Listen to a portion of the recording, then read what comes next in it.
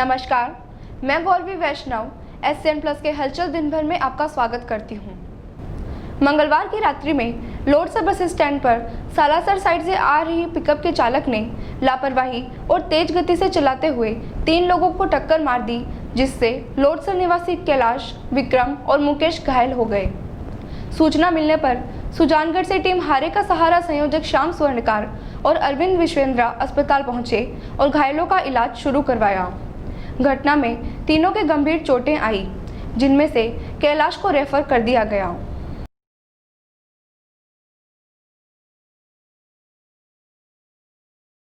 Bikaner range के police महानिरीक्षक के आदेश पर पुलिस अधीक्षक चूरू की ओर से चलाए गए अवैध डोडा पोस्ट तस्कर अपराधियों के धरपकड़ अभियान के तहत सरदार शहर में एक व्यक्ति से भारी मात्रा में गांजा और डोडा पोस्ट बरामद कर गिरफ्तार कर लिया गया। अतिरिक्त पुलिस अधीक्षक योगेंद्र फौजदार, DSP गिरधारीलाल शर्मा और प्रोबेशनल RPS नारायण सिंह के नेतृत्व में थानाधिकारी सतीश कुमार यादव, सहायक उप निरीक्षक जय सिंह, कांस्टेबल दिलीप सिंह, रामकिशन, कृष्ण कुमार, सुरेंद्र कुमार ने वार्ड 1 में जगदीशनाथ सिद्ध के घर में दबिश देकर करीब 11 किलो डोडा छिलका और करीब 22 किलो गांजा बरामद किया। इसके अलावा मौके से कांटा बाट और पॉलीथीन की थैलियां जब्त कर आरोपी जगदीशनाथ सिद्ध को गिरफ्तार कर लिया गया। इस गांजे और डोडा पोस्ट की कीमत करीब 3 लाख रुपए बताई जा रही है। पुलिस ने विभिन्न धाराओं में मामला दर्ज कर आरोपी से पूछताछ शुरू कर दी है। श्रीमान IG साहब द्वारा चलाए गए ऑपरेशन प्रहार के तहत श्रीमान SP साहब के निर्देशन में और एडिशनल SP और CO साहब के सुपरविजन में कल कस्बा में जगदीशनाथ के घर रेड देकर 20 किलो 800 ग्राम गांजा प्लस 10 किलो से ऊपर डोडा पोस्ट जब्त किया गया, जिसकी गिरफ्तारी की जाकर अनुसंधान जारी है। सर, क्या कार्रवाई आगे भी जारी रहेगी? आगे इस मामले में कार्रवाई जारी है और भी कोई संभवतः कार्रवाई होने की संभावना है। बीतासर कस्बे के वार्ड संख्या 8 में मानसिक रूप से कमजोर एक युवती की छत से गिरने से मौत हो गई। थानाधिकारी सत्येंद्र कुमार ने बताया कि मृतका पार्वती बचपन से ही मानसिक रूप से कमजोर थी, जो कि मिर्गी आने के चलते छत से गिर गई। इसके बाद उसे सुजानगढ़ के राजकीय अस्पताल ले जाया गया, जहां डॉक्टरों ने पार्वती को मृत घोषित कर दिया। सरदार शहर में अतिरिक्त मुख्य न्यायिक मजिस्ट्रेट प्रियंकर सिहाग ने बुधवार को रेलवे स्टेशन के पास स्थित रैन बसेरे का औचक निरीक्षण किया। निरीक्षण के लिए रैन बसेरा में सर्वोच्च न्यायालय की ओर से निर्देशित बिंदुओं की पालना नहीं हो रही थी। निरीक्षण के दौरान सामने आया कि रैन बसेरे के संबंध में प्रचार प्रसार नहीं किया जा रहा है तथा फर्स्ट एड बॉक्स भी नहीं मिला। इसके अलावा रैन बसेरे में रुकने वाले लोगों का रिकॉर्ड नहीं रखा जा रहा है। पर्याप्त मात्रा में रजाई और गद्दे भी नहीं मिले और चद्दरों की व्यवस्था भी नहीं है। औचक निरीक्षण में मौके पर नगर पालिका कर्मचारी संजय कुमार मिला, जो रैन बसेरा की सफाई व्यवस्था देखता है, जिसे सफाई व्यवस्था समुचित तरीके से करने और रैन बसेरा में शरण लेने वाले लोगों का रिकॉर्ड रखने और कोविड-19 संक्रमण को रोकने के लिए पर्याप्त सावधानियां बरतने जाने के निर्देश दिए गए।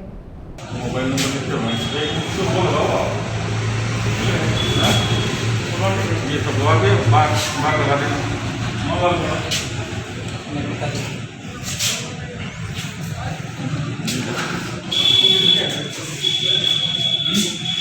अभी 5 साल से लगा रखे हैं। लेकिन 5 साल लगा दें। ये संजू भाई दवाई क्या है?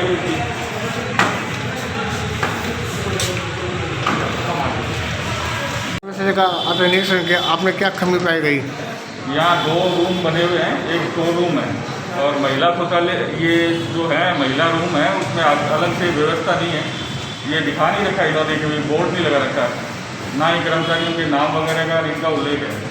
तो इनको निर्देशित किया है और गद्दों वगैरह की पर्याप्त व्यवस्था के लिए निर्देशित किया है।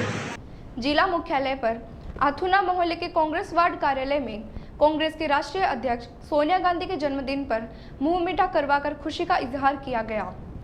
इस अवसर पर कच्ची बस्ती में कोरोना महामारी के चलते मास्क वितरण किए गए। कार्यक्रम में सुबोध मासूम, विकास मील, इकबाल खान, हेमंत सिहाग, हाजी निजामुद्दीन खान, असलम मोयल, सलीम मिस्त्री, दीपिका सोनी, ज्योति सिंह, एडवोकेट पूनम सैनी, सलमान खान, अली हसन गौरी, रतनलाल जागीर, सुरेश भाटी, आरिफ पिथीसर, सुभाष मेघवाल, सलीम नूर मोहम्मद, निसार रुकन खानी, अकरम खान आदि उपस्थित रहे।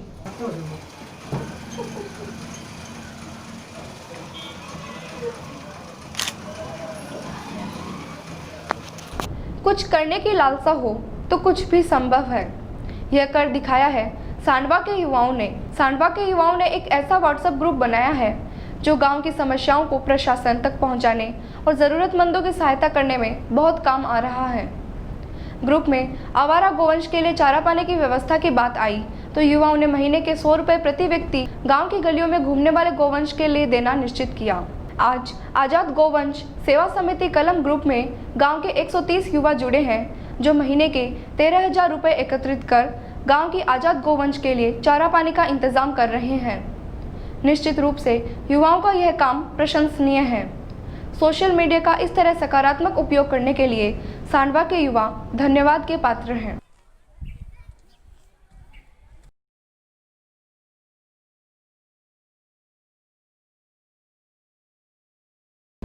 सुजानगढ़ के संस्कृति व कला प्रेमी समाज सेवी स्वर्गीय चंपालाल चौरड़िया की स्मृति में एक श्रद्धांजलि सभा का आयोजन उनके कोठारी रोड स्थित निवास स्थान पर किया गया।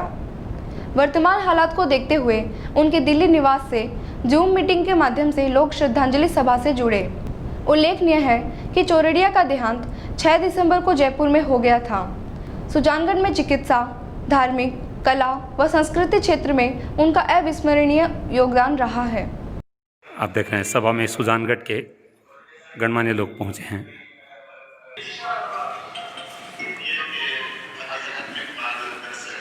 लगातार लोग जुड़ रहे हैं। सभा से 193 लोग इस समय जुड़ चुके हैं।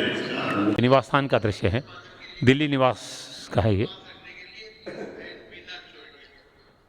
कितनी बड़ी क्षति मानते हैं तेरापंथ समाज के लिए और सुजानगढ़ के लिए? हमारे सुजानगढ़ के वरिष्ठ श्रावकों में एक नाम था चंपालाल जी चौरड़िया का, और वे काफ़ी समय से दिल्ली में प्रवास करते थे, परंतु इन कुछ दिनों मतलब करीबन 2.5-3 महीने से इस सुजानगढ़ में प्रवास करते थे और उनका हमेशा मातृभूमि के प्रति लगाव था जी। और जब भी सुजानगढ़ के सामाजिक संगठन, धार्मिक संगठन या जो भी सुजानगढ़ के जो को जरूरतमंद व्यक्ति थे कोई भी आते तो उनसे खाली हाथ नहीं जाते।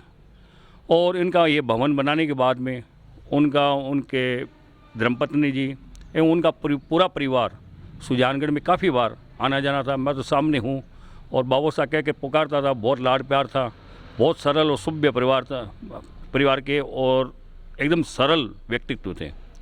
और उनको पर्यावरण शुद्धि के बारे में उनको बहुत अच्छा था। उन्होंने पूरा गार्डन लगा रखा है, पूरे हरियाली कर रखी है, और इच्छा भी थी गाय मतलब हर चीज़ की उनकी एक बहुत इच्छा रहती थी, तमन्ना रहती थी। आने जाने वालों से मिलना जुलना, महाराज के प्रति भी बहुत प्रति लगाव था, समाज के प्रति भी बहुत लगाव था।